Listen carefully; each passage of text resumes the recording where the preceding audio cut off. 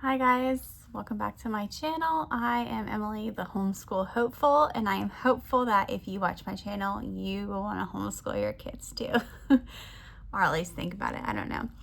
So this week we wrapped up kind of week 1 of our summer school. I didn't really transition a lot. We had been taking weeks off for birthdays and family coming, and so I just decided I just was gonna cut back this week, do less. So we did that. Having problems, which is weird because I also started with my 6-year-old an actual program, the Rod and Staff first grade. And it's not that he can't do the work because it's all review for him right now. He is taking forever to do a worksheet. And we don't do that many worksheets. We do like 2. So I don't know what the problem is. I don't know why it's just taking him so long. I don't know if he doesn't want to do it, but see, it's just like this. And he's like X'd out some brown words, which I know, he's only 6. I'm not putting a lot of pressure on him, but I just know that he can do this and he can get it done in a timely manner, and he's just not. And I don't know, I just got to figure out some way to kind of motivate him. And it could be that he's just getting used to that type of workload, because before we were just reading and doing flashcards. So maybe it is just a bit more work for him and he's trying to figure it out. But I'm just going to show you what we did this week and that. So made this little basket. The Lord is my shepherd. And this week's color was brown, so we focused on the brown. And this week's letter was E, so he did some eggs. And then he did like a capital E and lowercase e engine. And then I did this, this. And then these are really fun. He likes to do these where you have to like find the one that doesn't belong. He's really good at it. And then did the same thing with this and this. So, I mean, it seems like a lot, but we're not doing these all day, like one day. I'm spreading it out over the week. So, I don't know. I'm going to keep rolling with it and just tweak it. I know he likes to do little activities like this. He loved doing this and the engine today. It's just, I don't know, he just like gets distracted more than before we started. So I don't know, maybe it's just the age. I don't know. Tell me what to do. Somebody help me. Okay, so everything else, the math, the handwriting, spelling for my oldest, that's all the same as like from before. So this week we started our snake project. This is the spine. I've been using the book. It's just something I picked up from the library. I think I have until the 16th for this. So we did the Eastern Green Mamba. And we did the boa constrictor. It's somewhere in here. So those are the 2 that we did. And I wanted to show you guys what my oldest did, because I was like, yes, this is what I want you to do with the notebook. Like, not just, like get creative. So look at this beautiful green mamba that he drew and colored. And I'm like, yes, I finally feel like all the fruits of my my new homeschooling journey are starting to take root. So what we did was we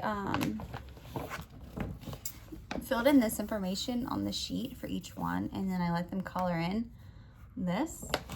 For my youngest, I'll show you what I did. I actually gave him the option if he wanted to go over it, he could, but I just filled this information, and in that way we could go over it, and my older son could just copy this from his brothers.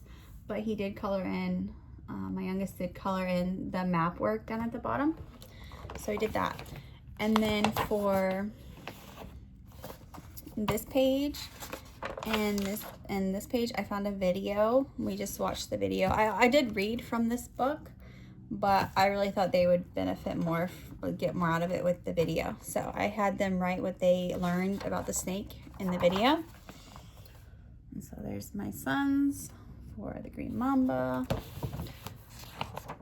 And then the boa constrictor one. Mapping it.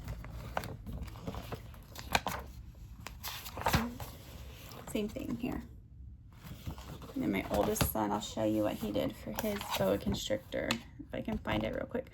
And I just looked up, I literally typed in like, well, I did this ahead of time too, so I wasn't scrambling at the last minute finding like what was appropriate.